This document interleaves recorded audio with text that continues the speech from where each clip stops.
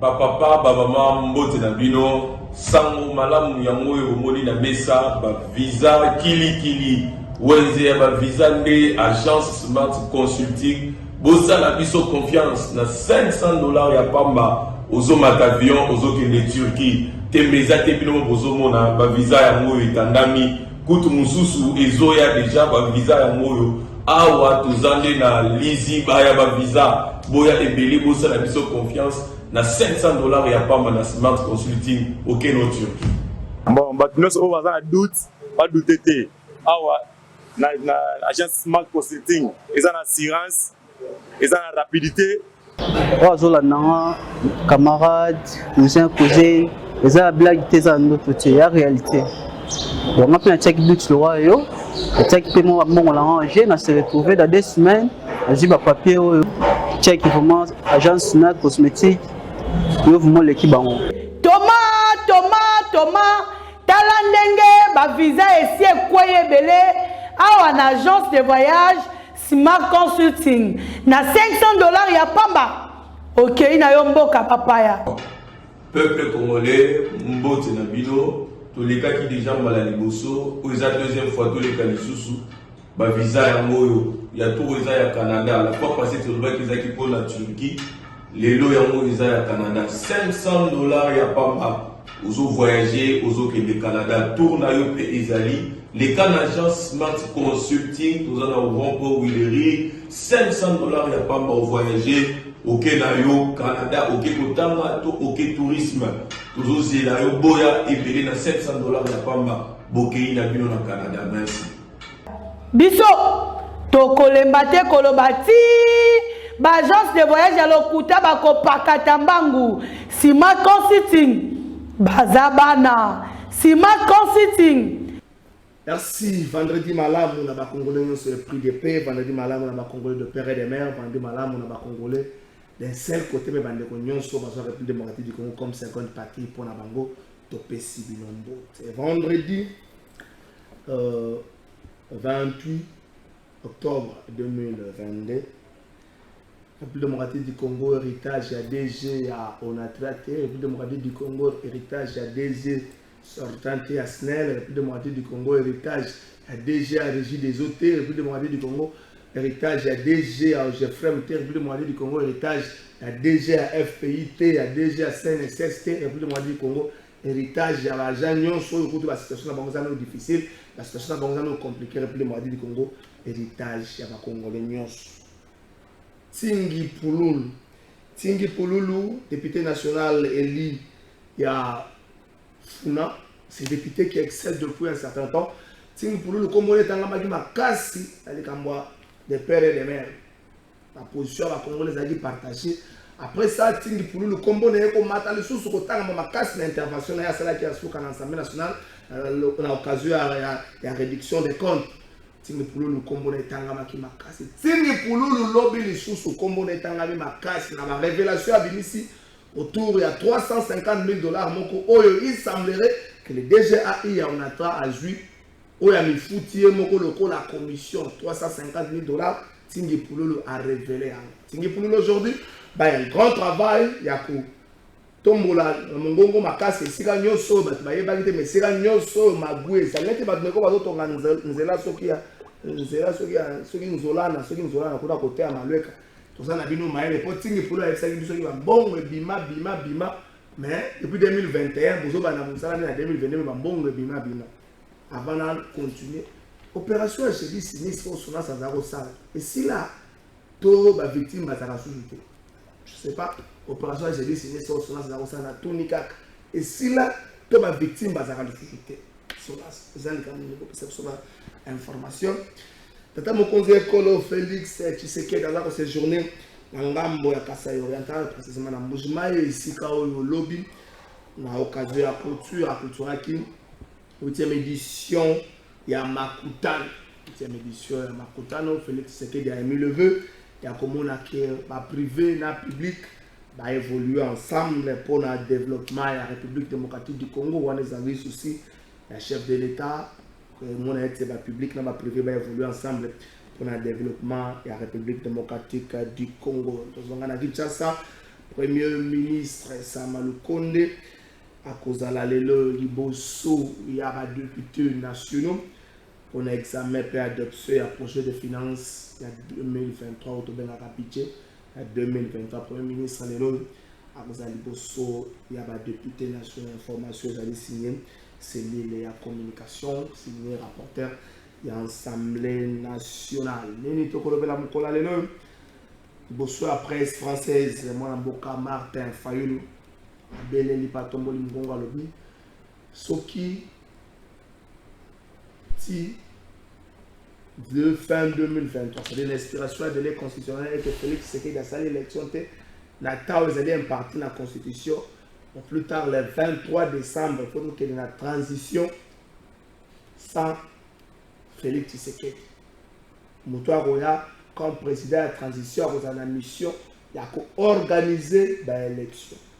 Donc, ce qui est commis, la fin 2023, qui est toujours élection, plus tard le 23 janvier 2024, Félix Tshisekedi et Senga qui ne nous pas dit, selon Martin Fayulu, pour une élection, pour la transition, Félix Tshisekedi pour une élection, l'élection peut être organisée et pas y a moto oyo.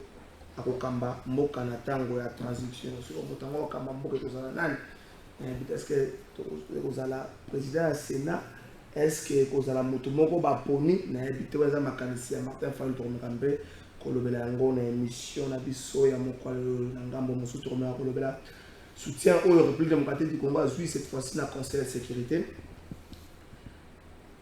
La France a demandé à ce qu'il va lever ma mesure d'interdiction où ils allaient autour d'achat armes pour la compte de la République démocratique du Congo. La France a demandé qu'il va lever la mesure, certaines mesures d'interdiction. C'est-à-dire qu'il faut que forme embargo, tout comme on a les actions qui ont été somba, mandou qui est dans la commission Moretiama, biso to comme la bango, mandou qui ont été somba, to tindi na commission a examiner yamboye koma et pas ya bateki mandou. Surtout que somba mbala moko de la bateki mandou, to ko tina no ba posta na biso na commission évaluer. France a aussi un qui va lever mesures.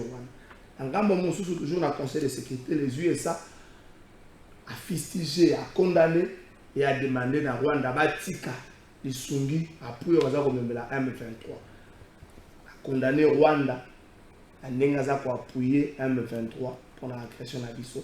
Mais à Sengi, na Yepe Atika pour appuyer M23. Est-ce que ça a été un grand succès à part la diplomatie congolaise, où il y a un certain moment, il y a un problème de diplomatie agissante. Est-ce que c'était un grand succès la diplomatie? Notamment, il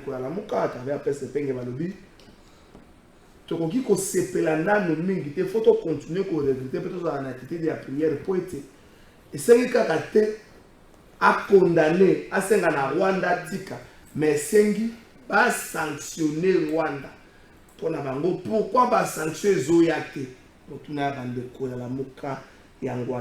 trois invités dans le plateau le temps que le troisième invité comme des invités déjà basés dans le plateau na biso on a beaucoup Capres la ligne de ko tambola kazinga zinga na ndalo fa musito mfumumpa adaf musito mokambi pe numéro ya parti politique nouvelle élan adaf musito atamboli azo continuer ko tambola Kampandundu Congo central na bazo kende kisangani azo sa démarche moko ya kopesa mabele na biso lo comme de Capres na question mbote mingi ndeko Kalafai mwana Congo na sepeli mingi koya lelo na se mbula sous une pluie battante mais quand même te répondre na invitation na yo justement pour na to honorer ba téléspectateurs au bas 8 ans na bango effectivement hôtel la biso na ngonga o donc sur ce na pesipe mwana mboka bazin pembe waza en face na ngai mbote o toko débattre na je crois que débat na biso za la républicain et ko bimali banda ya makanicité ozala kaka tout autour ya makanisi. Merci beaucoup après ça ta kotangi invité monsieur Swavanga maître bazin pembe jale moko le secrétaire national na AFDC mokambi ya dynamique le changement c'est maintenant la question Kondoto. Merci beaucoup Ndeko Trésor Kalafai Materazi. Merci pena Ndeko Capres et Ndeko ya Nouvel Élan et Adolphe Mozeto. Je pense que Toko Lekisa Bango Ngamoko Malam, c'est un vendredi on tend presque à la fin de la semaine. Vous allez couper ça peu matin de l'ensemble, mais vous allez battre la bise. Merci Maître Bazet Pembe. Le vendredi, souvent que tu as chaque invité 1 minute 30 à commenter l'actualité de la semaine. Actualité de l'équipe de la semaine, la Maître Bazet, actualité de la semaine 1 minute 30.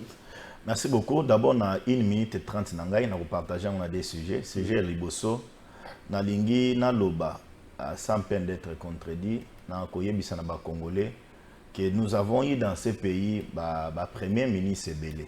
Aleka na mboka oyo na boyi ko cité bango, mais ba Congolais les loba zali ko se rendre compte que s'il y a un premier ministre oyo azali ko mema ba Congolais lelo na ba élection en 2023 sans makelele. Et à l'île de Jean-Michel Samalukonde Kenge, oh, il to félicité. Et c'est le tout premier ministre Oyo Azozwa initiative il y a déposer la prévision budgétaire dans les délais constitutionnels. On a violé Mobeko, c'est une grosse erreur. Et aussi premier ministre Oyo Lelo Azali ko se préoccuper d'abord de la réduction et la train de vie à l'institution. Je pense que va débattre dans Mobeko. On va déposer déjà au niveau Assemblée nationale, dans l'autorité budgétaire. Donc, nous avons intérêt aussi, c'est un premier ministre Oyolelo, s'il y a les travaux qui sont en train de se faire sur le terrain, le président de la République a lancé des travaux dans l'Équateur, dans Kisangani, dans Mbujimai, dans Lumbashi, il prend son temps pour quitter sur le terrain pour vérifier les travaux lancés par le président de la République. Donc, coup de chapeau à lui, Tolingi a Kendena Elan Oyo Azali ko évolue. Il y a Moussousou Ezali. Koyebisa na ba Congolais va retenir que biso lingomba regroupement politique AFDC to cela ko se décider que en 2023 ezali mona mboka Félix Antoine Tshilombo Tshisekedi mais ezali ko continuer lisusu ka ko lokela biso ba problème récemment là on a vu même na ba compte Twitter et autorité morale na biso ko la pirater par ba ennemi il y a peuple même il y a certains journalistes engagés bazo futa bango même pas ba sénateur Moussous pour ne pas ternir l'image de l'autorité morale de biso, professeur sénateur Modeste Bahati Lukwebo, on a reçu un cas bandeko ya AFDC bisonyo sur tout aux alozage parce que bitumba na bato balingi bisoté ezali ezomona na miso mais comme nous sommes dans la vérité, demeurons dans cette vérité ndeko faire effacer bango. Merci. Ndeko Capres, 1 minute 30 à télémoration. Merci beaucoup.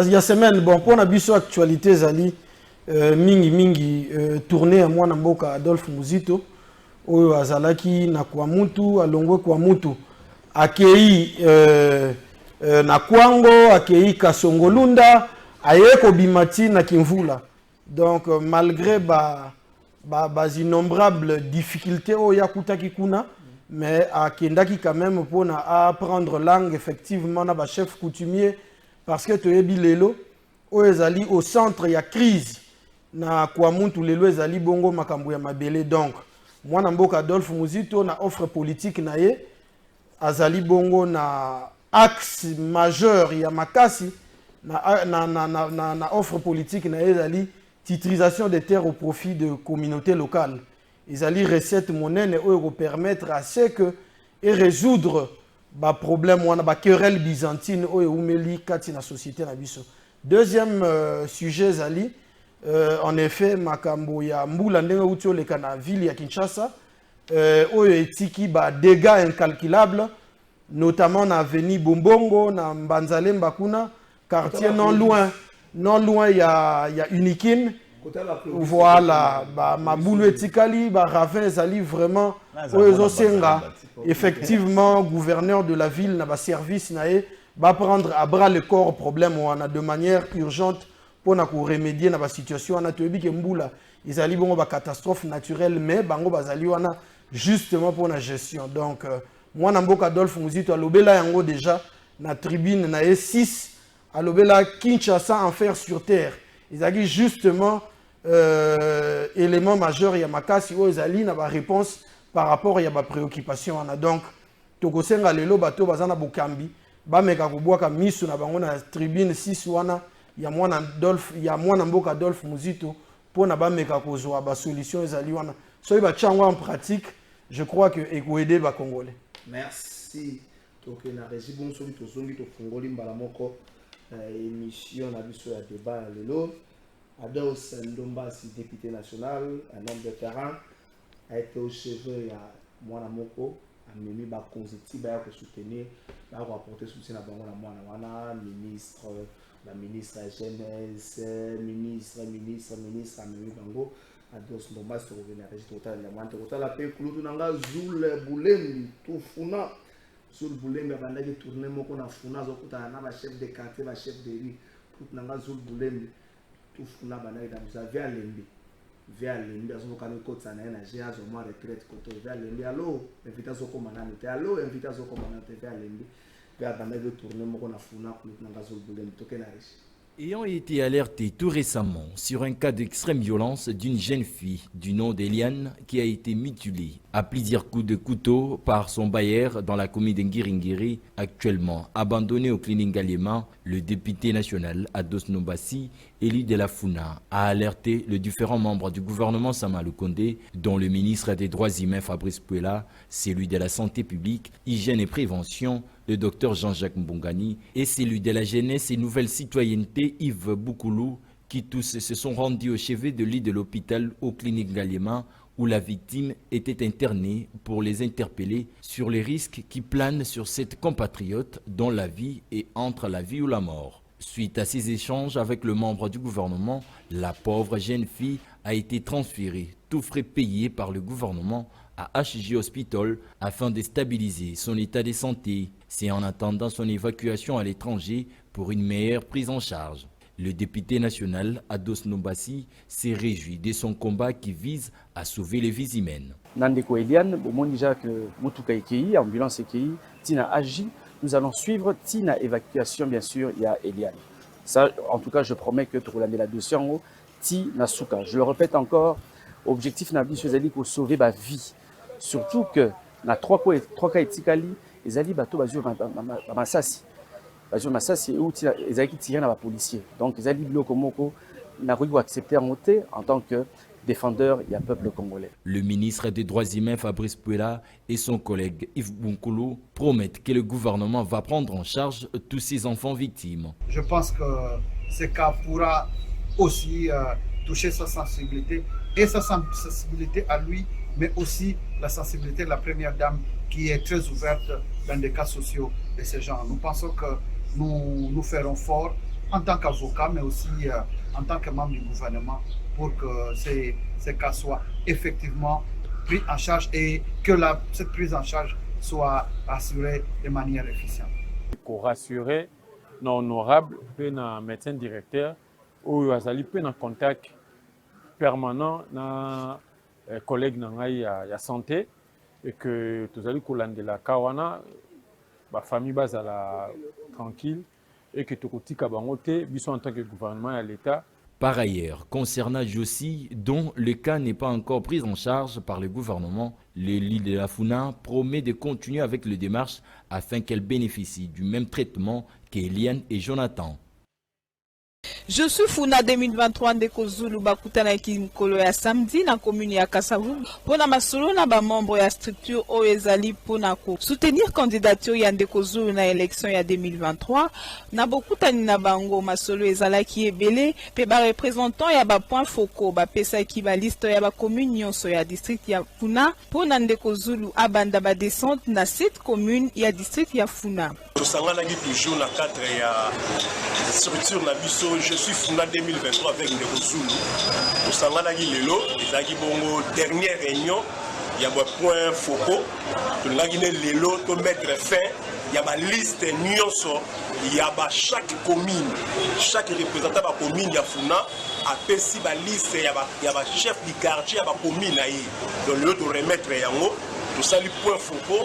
Donc honorable moi on est sili moi ezakoya honorable bazobana ba descente na kati ya ba commune nyonso tu ya Funa. Donc biso bana Funa tous les 7 communes à Funa tout se préparer déjà pour accueillir l'homme du peuple, les journalistes et l'investigation Ndeko Zulu. Donc depuis que 2023 ezaya yi Ndeko Zulu lingo bana ba descente dans chaque commune commune à Liboso de Kosu azui tokobanda commune ya Bumbu biso bana Selemba auto préparer akobana commune ya Bumbu biso bana Selemba auto préparer biso tokoza deuxième commune auto ya Mande Kozulu biso beto bongama lokola bana Bumbu nde auto préparer da biso bana Selemba auto préparer auto ya Mande Kozulu tokoza deuxième commune bana so Selemba o nyonso bayebi kala funa a préparer to ya Mande Kozulu biso tokoza deuxième commune auto ya Mande Kozulu na funa. Esengeli kosimba kende Kozulu akubanda ba descente na mikolo ezali koya na commune ya Bumbu pe Selemba ou pe na ba commune nyonso ya district ya Funa. Merci wana ezalaki nde Kozulu pale venir kutana na ba chef de quartier chef de rue ya Funa mobimba ça tourner wana et puis ado Sendomba sur apporter soutien na yena ndeko moko azalaki na nécessité avant to kubanda émission vraiment nazana ba communiquer mi balé à liboso ya PST ministre Tony Mwaba qui nous aide à sélectionner au niveau à Matadi, mais certainement à représider, à convention de gestion des établissements publics d'enseignement maternel, primaire et secondaire. Donc, le ministre de l'État à Zakuna, à cadre pays à consolider gratuité et puis na o étalé ko bondi sabanti valeur union son akati secteur wana. Ditcheko na mbaki coordinateur Ditcheko mikoleleki me makambo mabongo ani yo ka communiquer coordinateur Ditcheko ndeko nanga fils Ditcheko a commis communiqué lancement ce samedi 29 octobre au mardi 1er novembre 2022 à Kinshasa d'une session extraordinaire par le comité national en assemblée restreinte à l'ordre nouvelle appellation de l'ASBEL. Donc appellation de Tcheko, ils ont chargé de modification de l'objectif général et de certains articles des statuts et règlements intérieurs de l'ASBEL. Nouvelle direction que l'ASBEL va prendre dorénavant. Calendrier complet et réel des activités de l'ASBEL en vie de poursuivre la vision et les objectifs qu'elle s'est fixés à sa création. Toutes les dispositions que l'organe assemblée restante prendra seront soumises à l'Assemblée générale comité provincial pour approbation ou amendement ou rectification. Fait à Kinshasa le 27 octobre 2022, coordonnateur national fils Djeko. Voilà ce qu'on a émission. Deko Capres, Martin Fayou, coordonnateur et à la Mouka. Alors oui, ce qui n'a délai constitutionnel de élection à partir du 23 janvier 2024. Félix Tshisekedi de conjuguer n'a passé et puis la transition ça Tshisekedi monta pour combattre transition nda ko za mission à organiser l'élection. Tozwangoni une sorte de pression ndenge batochaki ndenge botiaki tango ya Kabila. Transition ça Kabila boyemba kango belé et ça les matin beaucoup autour d'une table. Mais avant ça cette semaine, le secrétaire général de SIDA Lobaki attend avant 5 mois il y a l'élection, il faut qu'il y ait un dialogue pour tout la nengeni il a évoqué question la composition du bureau CENI, question la cour constitutionnelle et puis il y a loi électorale. Est-ce que votre souci est allé bien dans la mouka kokende na ba élection mais kokendango en revisitant l'équipe ya CENI, en revisitant la loi et la composition de la cour constitutionnelle ou encore ils allaient pousser Félix Tshisekedi à organiser pour que en 2023 et en 2024 toute la transition ça Félix Tshisekedi. Merci beaucoup Ndeko Trésor Kalafa Imouana Congo. Moi je pense que discours il y a président Martin Fayoulou Ouazali président a décidé ils allaient forme il y a pression ils allaient coordonnateur pays à la Mouka ils allaient justement forme et pression pour obtenir l'élection dans les délais prescrits par la Constitution. Pourquoi par la Constitution? Parce que la Constitution est une œuvre idéologique et philosophique, c'est-à-dire il y a peuple. Donc, Ndeko Tshisekedi en tant que système, Bazali Bongo Lelo na primaire, Bazali Bongo Lelo na makasi nyonso parce que bazana ba levier à pouvoir pour na ba organiser ba élection dans les délais prescrits par la Constitution. Donc bien également ceux qui président le coordonnateur Martin Fayoulou il y a la Mouka à lobby que ceux qui élection et s'organiser Ndeko Félix Tshisekedi a gozalate to organiser ba to na élection na transition sans Ndeko Félix Tshisekedi ezali bongo justement système, il y a pression, oh, ezali bongo, tactique, il y a politique. Ce qui tozongi moi mukesima, tokomona que à l'époque, na opposition, bazaki pe na même langage. Donc ezali ba discours oyo, ezali ba discours. Il y a pression pour obtenir l'élection dans les délais prescrits par la Constitution. Mais Kolandisa Manamakambo Ndeko Devo Saouti Koloba, par rapport, il y a dialogue pour organiser l'élection. Moi, je crois que Wanan de Kwabeti Libakou Mouamoke, Bisson a cadre, il y a nouvel élan. Tozali Bongo na perspective à dialogue, mais Tozali Bongo na perspective, il y a une discussion. Pour dégager consensus par rapport, il y a animateur, il y a CENI. Autour de la question de la composition du bureau CENI, il y a la cour constitutionnelle, le électoral, ça presque, ils auraient venu dans les Kaboumoko. Non, mais il y a ce qu'on appelle dialogue. Moi, je crois que même le dialogue est un cadre permanent dans une démocratie. Donc, et puis qui s'amite batoba discuter, ce qui les Kambouezali pour lever des options sérieuses par rapport il y a des questions vitales au Ezali à pays. Mais moi je pense que Bisson a nouvelle élan, toko utiliser terme on a été à dialogue. Bisson tobagi il faut cadre moko pour permettre à ce que to luka moyen to retrouver consensus o ezwa makite tango désignation il y a ba membre ya CENI et salamaki. Donc Bisson tozali na perspective wana yango wana bandeko bazali en face na biso, il faut na baza na maniaminité wana pour ne pas permettre à ce que tout soit terrain et pour permettre à ce que le pays soit élection dans les délais prescrits par la Constitution. Donc il est de bonne loi aujourd'hui. Bandeko baza en face na biso na pouvoir, baza la peine na likanisi wana pambate so tobito kende na boye, to ebindenge avant élection, puis après élection, ce que les kanima la moté ndenge ezalaka na ba dégâts na mboka na biso. Donc lelo souhait ezali que tous soient élection dans les délais prescrits par la Constitution et les Congolais se retrouver vraiment en face de bateau pour Nabakambabang. Merci, maître Mazepende.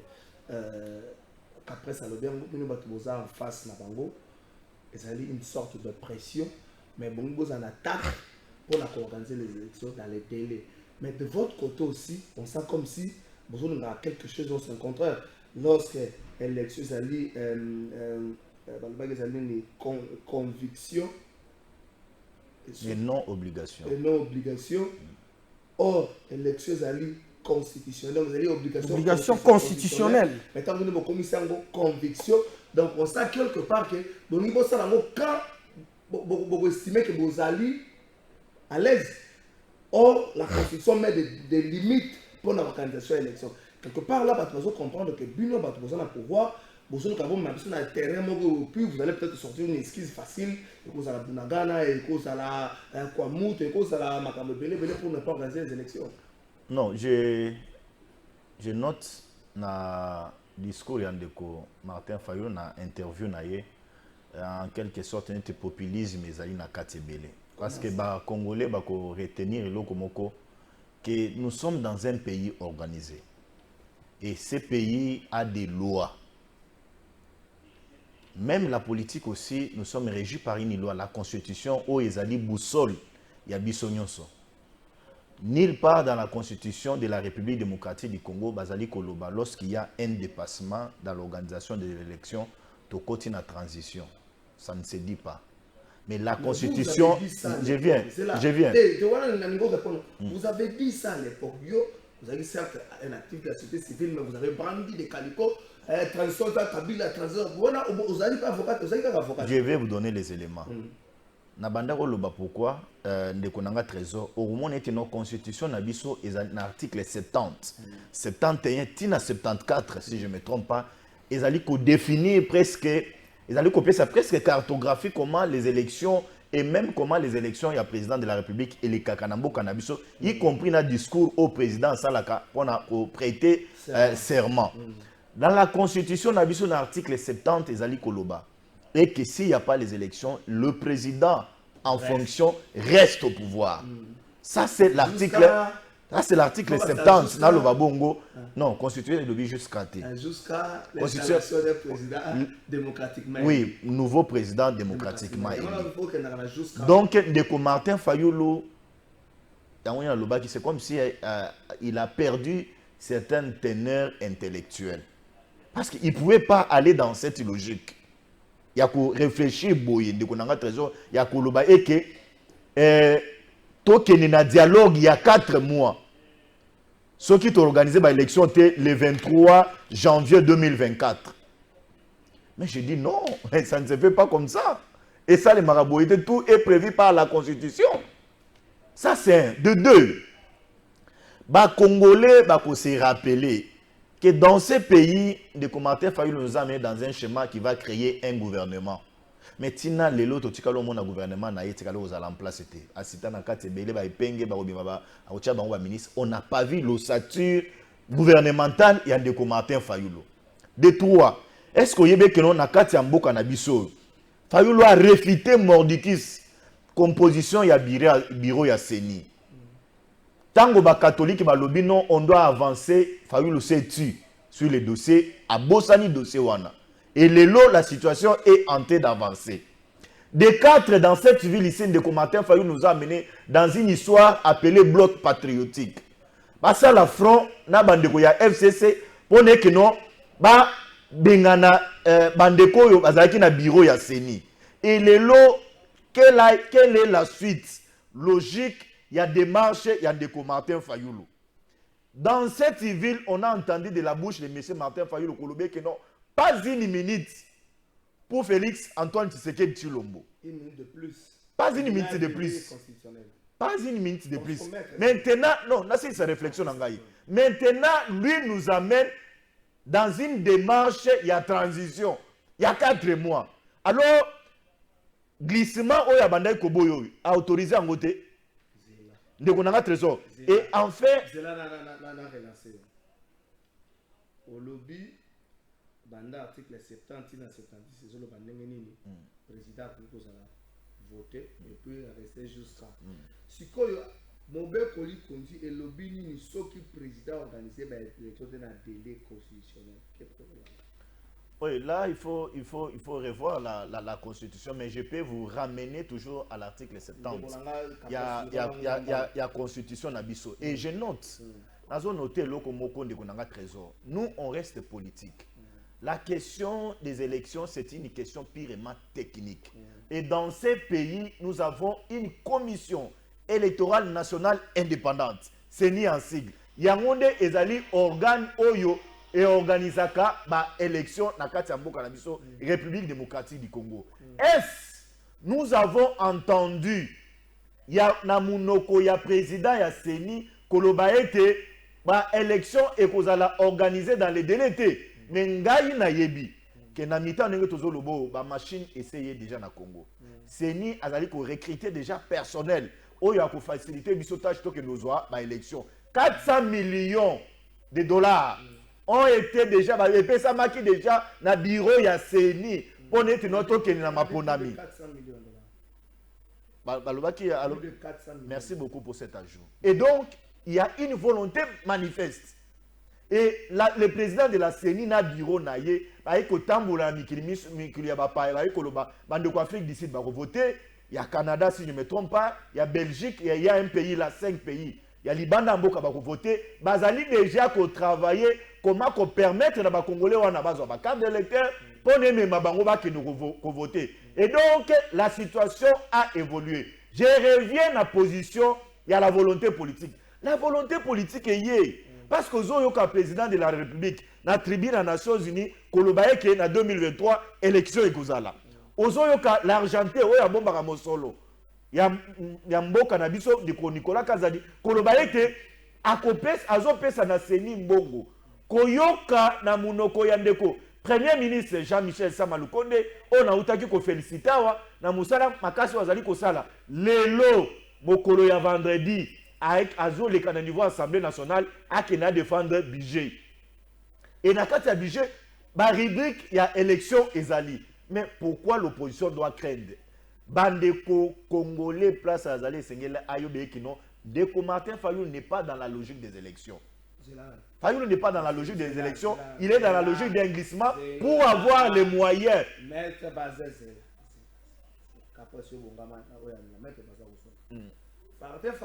non, c'est sa réflexion.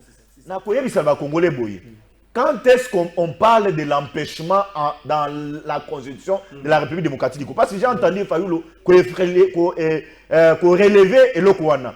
Dans les cas sous examen, on ne peut pas parler de l'empêchement d'un président de la République, Félix Antoine Tshilombo Tshisekedi, parce qu'il n'est pas empêché par une question de maladie. Donc, l'option d'empêchement est qu'on a relevé. Et puis, Azolinga Côte ça trouble dans l'opinion avec notre président au Sénat. Quand est-ce que le président du Sénat prend la place du président de la République? La Constitution a tout répondu. Non, parce que Azan Touré n'a pas de constitution de Fayulu. Article 74 de la Constitution. Après, c'est là que le président de la République élu entre en fonction dans les 10 jours qui suivent la proclamation définitive, la proclamation des résultats définitifs de l'élection présidentielle. Avant son entrée en fonction, le président de la République prête devant la Cour constitutionnelle le serment si après n'est pas arrivé au serment. Donc, un article 75. En cas de vacances pour cause de décès, de démission ou pour toute autre cause d'empêchement définitif, les fonctions de président de la République, à l'exception de celles mentionnées aux articles 78, 81 et 82, sont provisoirement exercées par le président du Sénat. Est-ce que Martin Fayulu a l'obité? Parce que Balobi, en cas de vacances pour cause de décès, de démission ou toute autre cause d'empêchement définitif. Lorsque Martin Fayulu a l'obité, lorsque Martin Fayulu a l'obité, que ceux qui vont organiser l'élection, à Bangote na liste, il y a toute autre cause d'empêchement. Donc, par exemple, au combattre période transitoire, où ça va pratiquement 90 jours pour organiser l'élection. À Bangote, il y a un lobby que ceux qui ont été sengeli, moto oyo conseil de presse, ma casse, il y a le président du Sénat, il y a un député, l'honorable les président du Sénat, Azam de l'Union sacrée. Non, la Constitution ne parle pas de l'Union sacrée, chers députés. La Constitution ne parle pas de l'Union sacrée. La Constitution ne connaît pas l'Union sacrée, ne connaît pas Nouvelle là ou encore la Moka. La Constitution tient mes bébés comme chose de tout ça. Est-ce que Martin Fayulu ne met pas les cas d'autres empêchements dans la liste Félix Tshisekedi qui va organiser l'élection? Merci Ndeko Kalafay. Moi, je crois que ça peut être une hypothèse que je m'interdis de confirmer. Ngana lobaka boye que soki Mokambi Mboka ya siko a commis extra mandat, je crois que la politique bazarana ba langage na bango ya combat et na champ na bango ya ba discussion. Mokambi a décidé camarade Martin Fayulu a ko loba hypothèse wana parce que so tangi pe constitution place où on a fait constitution et zali pour entretenir moi flou. Tant balobi pour toute autre cause. Maintenant, les législateurs n'avaient pas défini les causes. Donc, voilà, et ça hypothèse, peut-être, Ndeko Martin Fayulu a utilisé qui pour la communication, et moi je ne confirme pas. Mais dans le cas échéant, ceux qui pouvoir commis extra mandat, je pense que la politique, la méthode, il y a combat sur le terrain. Et discours, il y a Ndeko Martin Fayulu, ils ont s'inscrire effectivement dans la logique. Donc, les autres ont attribué faute. Ndenge nayoki Ndeko basé dans le langage général, qui est le populisme. Là, ils ont droit, c'est son droit inaliénable. Mais que les politiques ont leur communication, n'a pas tact, n'a pas période où effectivement il y a turbulence. Ce qui est à l'époque, vous allez vous souvenir, langage oyo Ndeko Félix passe qui n'a pas pouvoir. Alors que Kabila a organisé l'élection, d'ailleurs vidéo en ezalaka que Arozala Isusu na pouvoir organiser l'élection sans Kabila. Donc lelo en tant que analyse, il est de bonne loi.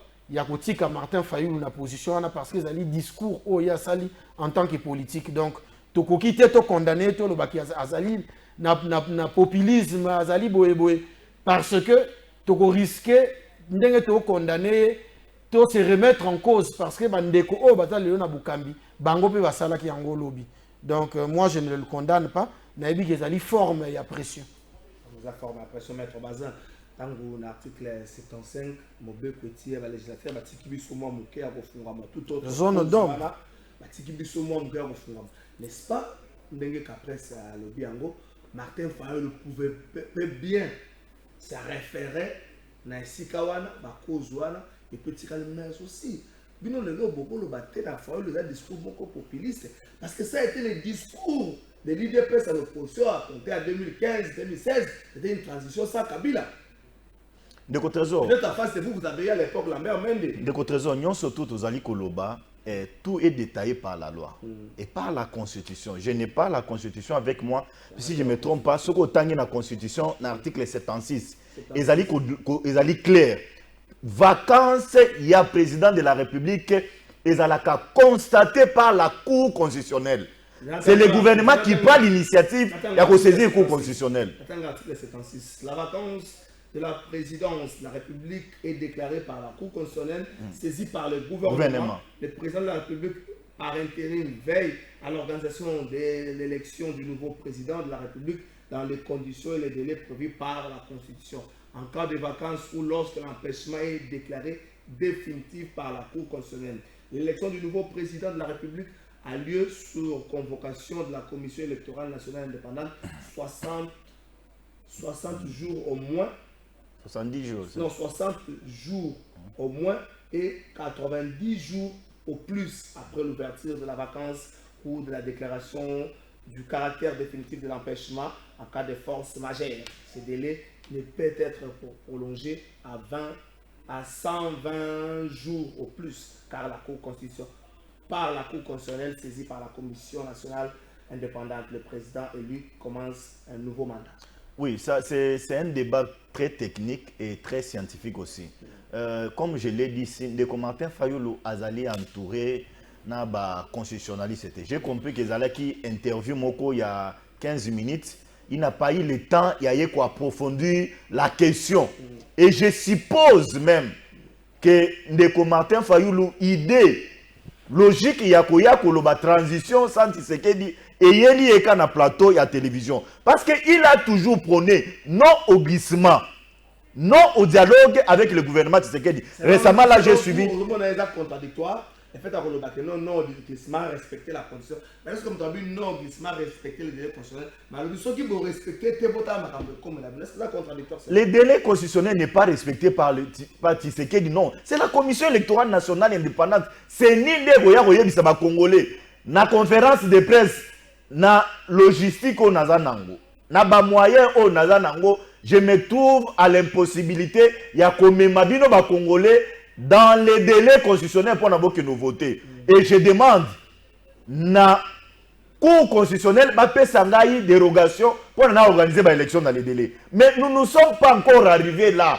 Yo, on peut proposer transition sans Tshisekedi. Mais revenons à la question au Ndeko. Trésor, Azali Koloba, Congolais, Lobe, qui n'a s'échapper. Qu'est-ce qui s'est fait avec Kabila? Nous, on a combattu Kabila. Pourquoi? Kabila, avant délai, il y a une élection. Kabila a été en place au NIP. Si je ne me trompe pas, na Combo. Pour n'abaye, bango baye bakoma ku identifier biso. Et na munoko ya Kabila, volonté politique et zalakité ya organiser ba élection dans les délais constitutionnels. Akei na turbine ya Nations Unies, batuniye. Est-ce que l'élection est causale ou causalate? Alors bien la question a été déjà résolue par la Constitution. Mais c'est simple. Mais Awa Tshisekedi, il vous dit qu'il y aura les élections et la Commission électorale nationale, ils ont confirmé biso. Et donc, les Congolais n'ont pas Bobangi et Zalaté. Mais il y a un problème. Je l'ai dit en âme et conscience. On est politique. Fayou la Tikali Yemoko. Fayou la Zalaki 2. Là, c'est ça. Atikali Yemoko, Bazaki 2 na Muzito. Fayou est allé créer bloc patriotique à Tuni Muzito à vie n'a été. D'un bon matin, à sa conférence de presse, alors que Nabutu va solo na Muzito et que l'eau quoi les seigneurs tout ça lango de commun accord. Mais Awa Atikali Yemoko et l'eau quoi ça les alisouté, il se retrouve face à difficulté moko absolue. Il y a des moyens. Parce que l'élection au Congo, c'est les moyens. Au Congo, la campagne de. Et pourquoi Bomoni Azali Kotambo na poto, Azali Koteka la Mikanda na ye, Akende ko Lukambongo. Tant que Batouana va payer na Mbongo te, l'assurance est en noté, il peut que demander une transition pour naïba comment Koko Tsaba ministre na kati Azo Mbongo to qui na ba élection. Nous, au sein de l'Union sacrée, tu as Kolobé qui wana et à une distraction. 2023 où rien, il y aura élection avec un candidat moko potentiel, Félix Antoine Tshilombo Tshisekedi. Merci. Les gens doivent connaître le Rwanda de Gonara Trésor. Bonjour Trésor. Pour la invité na Union sacrée à la défense et à régime Oyo. Pour naye Congo eza malamu atika bilobela ndeko Trésor. Tango Fachi alobaka yango azalaka wapi Fachi azalaka na torpé ya faulu pourquoi ça fâche. On les a un message à bandeko tout content na si j'ai mis balé. Bonjour ndeko Trésor. Tout na maître Bazé papa Tshisekedi na 2011 alobaka ki aza président élu après ta même serment. Est-ce qu'il a bimi sa gouvernement ndeko Bazé yeba ke lobby président Bahati a occupé kokoma allié ya Fayulu et cité après okoloba lisusu nini quand tu parles zala pe na ba réserve pour lobby to yebite tout est possible. OK, merci ndeko Bazé bino bo combataka Kabila te président Bahati azalaka toujours prêt na Kabila kokosa biso te to yebi yo. Merci, on a un message à Bandeko. Avant que vous ayez Bahati, j'étais dans la société civile et j'ai combattu Kabila. S'il vous plaît, bonjour Ndeko Trésor. Pourquoi mettre Bazin à Zotanga, Kombo et Kabila Kabila a fait de l'Union sacrée, Babos Lelo, c'est Francis Yima. Bonjour Trésor, Mboka Kutu et Bongite, tu as commis déjà dans l'histoire et l'élection. Mboka a commis place et à théâtre, c'est Fiston Kalala. Bonjour de Trésor, c'est Coco Jean-Jacques depuis Kingasani. Pour la ligne, je n'ai pas compris. Pour la ligne hypocrisie, je ne sais pas, ma politicien congolais à quoi, je n'ai pas compris, mais ça, juste message, je ne comprends pas dans vos thèmes. Dès qu'on presse, je ne sais pas si on va revenir dans ma camboana, thématique à mi balai, tout ça dans la minute militaire. La République démocratique du Congo le soutient. Il y a de grandes puissances, on parle de la France, on parle des États-Unis, à niveau Conseil de sécurité. Quand la France va lever certaines mesures éthiques de couleur à l'achat d'armes et puis tant que le gouvernement et puis tant que l'administration américaine a condamné l'appui à Rwanda à M23 par exemple à la Bango Batikango, on montre que c'est un grand pas vers la solution, vers la pacification à partir d'un sens. C'est vrai parce que ils ont jusque là demande. Il n'y a pas eu de sanctions, c'est là qu'il y a eu des sanctions. Mais au moins, on peut dire que c'est un grand pas. Bon, grand pas ou pas, pour Nangaï, je crois que Isalina nous jusque-là, Isali a effet cosmétique. Moni, deux fois la France, les États-Unis, bazoa rejouer na politique, il y a Autriche, na RDC, discours na bango discours mo ezali protocolaire parce que toyebi ke bango nde bazali ba vautour oyo ba soutenaka régime criminel rwandais oyo ezali bongo piloté par les chétifs Kagame. Donc les sanctions doivent effectivement les sanctions doivent effectivement tomber. Il faut ba sanctions oyo ko accompagner nini posture, il y a une grande puissance wana o bazali kolobela biso soki ba sanction landi yango te omoni ke ozala démarche moko et go se solder na eloko te. Deuxième question ezali la diplomatie sans armes, c'est comme la musique sans instrument. Wana ezali du côté non oui wana ezali côté diplomatique, mais maintenant le côté militaire, ça c'est une question souveraine. Donc organisation armée maintenant relève de la volonté manifeste, il y a pouvoir en place. Il faut avoir moyens et belé pour permettre à ce que tous alana armée puissante pour faire face à groupuscule ou à seigneur de guerre. Donc côté diplomatie, biso tokoki nanu koza na foi mingité pour te dire que koko za discours moza nango protocolaire pour le besoin de la cause. Mais eloko il y a makasi ezali organisation structurelle et armée par le pouvoir en place pour permettre à ce que la République a gardé souveraineté na intégrité parce que armée na uti koloba awa ezali question majeure ya l'état ezali question ba payate aucune nation aujourd'hui ne viendra s'apitoyer sur notre sort donc organisation armée ezali bon ko relever na ba prérogative ya l'état donc question à discours ou pas discours wana to on a foi na ngote parce que ko a discours mo protocolaire pour le besoin de la cause. Merci maître Bazepembe. C'est donc après tout ça une fois na discours ante pose un discours mo protocolaire on a fait là l'isabiso mais certaines personnes pensent que ça va avancer moko à terrain diplomatique toi arriver qu'au soit un conseil de sécurité que la France hausse les tons en faveur de la République démocratique du Congo que les USA haussent les tons en faveur de la République démocratique du Congo à tout sous bamoni que ça sanctions moi va avancer mais certaines personnes n'est qu'après à le bien avoir bas c'est la sanction parce que juste dire que pour ça là que Rwanda a changé ma projet parce qu'il y a pas mal de pays où on a déjà fait les Ndeko Trésor oyebi non, on doit changer un peu la manière de communiquer à la République démocratique du Congo. Nous avons eu un rapport, il y a des experts, il y a des Nations Unies, il y a très clair, détaillé que non, c'est les Rwandais, en République démocratique du Congo.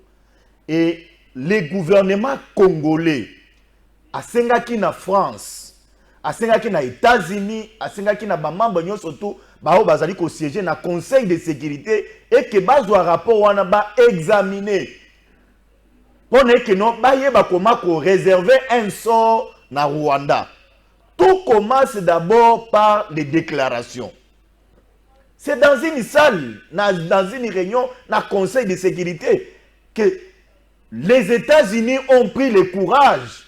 Il y a Koloba était pour la toute première fois que le pays agresseur de la République démocratique du Congo, Oyo bazali ko soutenir M23 et Zali Rwanda. Et ça, ce n'est pas une réussite. Et Ali va retomber à la diplomatie. Oyo Tshisekedi, azali ko tambola tamboka moko et Zali ko soutenir yete. Je rappelle aux Congolais qu'il y a Gabon, Ghana et Kenya et même les Émirats arabes unis. Batonyon surtout les Royaumes-Unis aussi, bazalaki na katia salle na conseil de sécurité, ils ont multiplié pression ya kolobe que non ba hostilité wana esengeli esila que M23 esengeli a se retirer. Mais nous disons ça c'est une réussite diplomatique et ba isa ba retomber il y a cette diplomatie agissante il y a Félix Antoine Tshilombo Tshisekedi. Mais moi je dis oui, ça c'est bon, mais l'intérêt des Congolais aujourd'hui est que Bunagana ezala retourner na kati ya mboka na biso que cette occupation ezala pérennité de konanga trésor et moi je peux que m'enchanter ici ya koyebisa armée na biso o tozali koyoke ko bazali ko enfoncer avec efficacité va continuer et le gouvernement doit continuer cette pression et armée pas trahir drapeau ya mboka te c'est ça l'essentiel. Oye caractérisaka opposition, c'est un problème, une communication politique. Aujourd'hui, Ndeko, azolobe que non, ils arrivent à simple déclaration. Non, cher ami.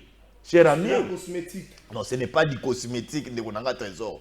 Pour arracher du Conseil de sécurité, na États-Unis, na membre permanent des États-Unis, il y a Boye na Boye, bazo a déclaration, bazali ko charger Rwanda. Est-ce que Boye dinamita oyo? Tant au Conseil de sécurité, on est ici. Combien Rwanda a mal à l'aise? Parce que bah regarde nous surtout ils allaient tourner vers lui. Et Namita Oyo pour nous c'est une réussite mais moi personnellement je compte beaucoup sur ce que notre armée est en train de faire à l'est du pays. J'aimerais que cette histoire de guerre et si l'Andekonanga Trésor pour qu'on en parle aussi développement dans Katia Mboka Nabiso. On peut venir dans le plateau à minute Oyo to consacrer yango nenge to utako lobawa makutano na Mbujimai. Comment on peut appeler les gens à venir investir en République démocratique du Congo? Comment on peut multiplier l'entrepreneuriat en République démocratique du Congo? Comment coltan nabiso, cuivre nabiso, zinc nabiso, et qu'on profite na ba autochtone, na ba partenaire au bazali ko investir. Mais on n'en parle pas parce qu'il y a la guerre. Une guerre nous imposée de manière inacceptable par les Rwandais. Merci, maître. Donc, c'est ça le problème. Moi, j'aurais souhaité que Bandeko va changer le langage na bango et vous donner aussi des tonistes. Et pas Munguna. Soki M23 yokinga inayo. Parce que M23 landara biso. Soki yokinga nayo tozai ini. Toaye kolobela Congo akobanga. Mais si ça qui ngaïna yo divergence d'idées allées sur la question sécuritaire, c'est là où l'ennemi profite. Merci Maître Baza.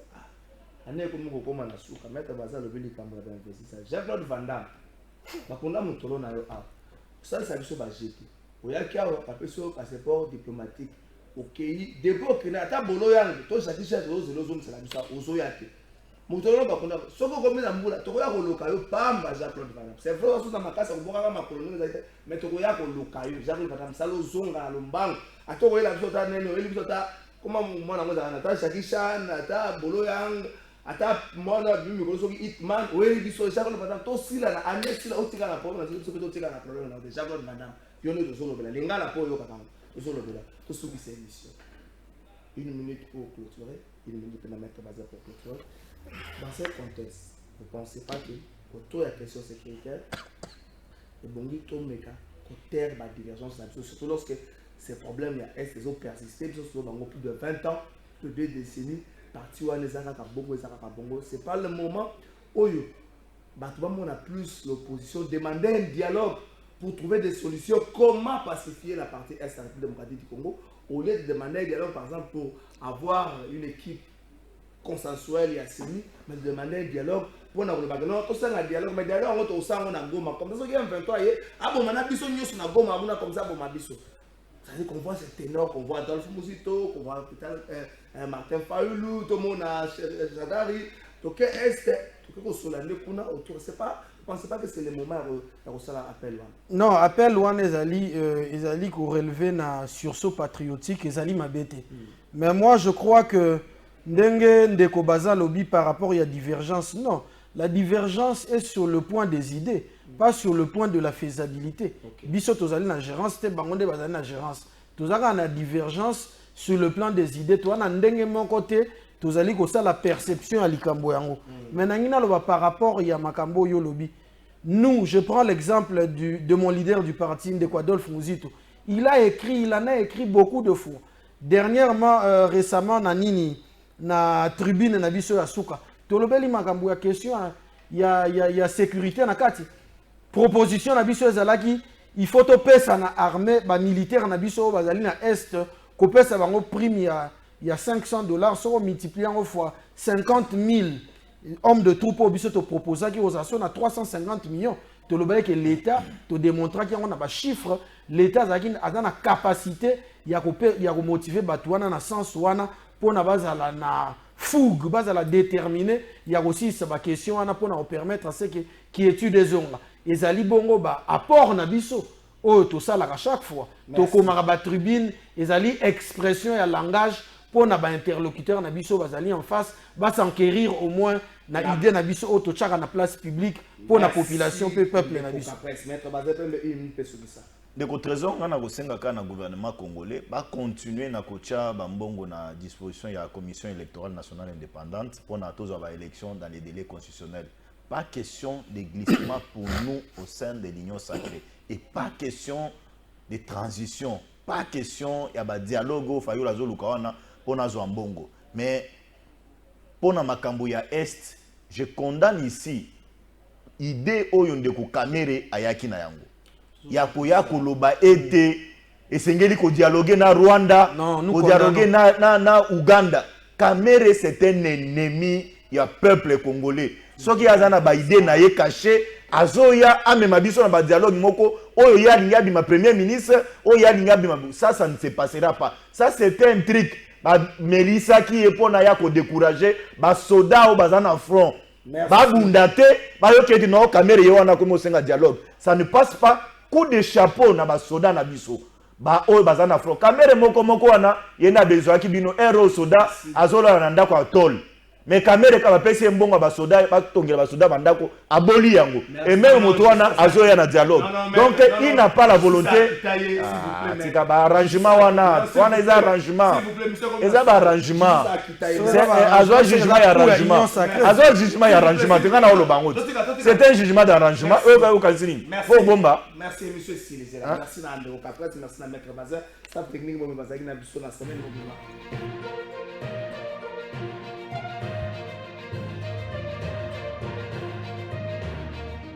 nafunda sikoyo bato tala mokonzi ya ekolo ofunda oyo bato bafunda lelo population esengi yango na moto azwi joue na ye azwi nini na ye ntango papa koma kotuna situation ya famille mwana oyo afundaka bato ngana se présente lokola mwana wana bandiko nazofunda bato misato moto ya liboso nazofunda ministre ya tourisme président de la république. Merci tata mokonzi ya ekolo mwana oyo afundaka bato ayini kofunda ya lelo monsieur le président de la république na ye kofunda baorganisation oyo bakombaka Kinshasa baorganisation nyonso balataka bachasible honorable tel na ye kofunda bango tata mokonzi ya ekolo oloko wana ekomi lokola kimangobo botuna bango zelo babimisaka ekendaka wapi musala nini basalaka parce que babalabala na biso bamakadame na biso pembeni nango dekosha ezalaka zelo on sous-entend que soki voiture eleki ato kombi voiture ekozongisa zelo na makadamu alors musala nini bazosala mbongo ezopesa banakini bopeto esala makambo mpo wana eza kimangobo en plus de cela chef d'état baza exposé na baaccident lokola likama moko ya grave ekomi nanu te yango bazosala ndakisa député moko ya mwasi provincial atiaka bato na selembao na descente ya ngomba honorable soki naposani kombo na député moko ya mwasi ya provincial na selembao